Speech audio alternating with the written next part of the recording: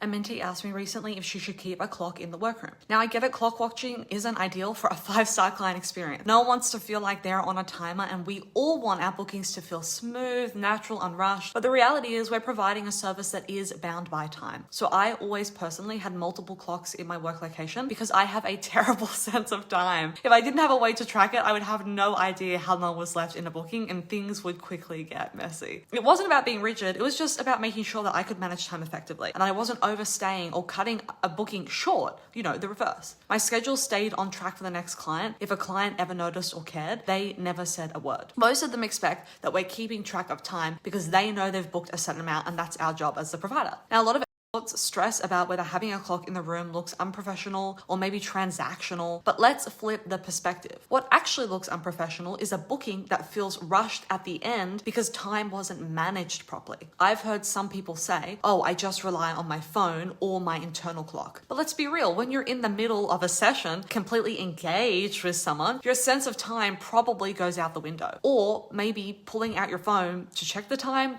that's not hugely professional either. It's way more disruptive than a discreetly placed clock. So if you're worried about coming across as too aware of the time, don't be. What's more important is delivering an experience that runs smoothly. Because if you're confident and in control of the session, the client won't be thinking about the clock at all. Having a clock in the room isn't about being strict. It's about being professional. And in my experience, clients really appreciate that.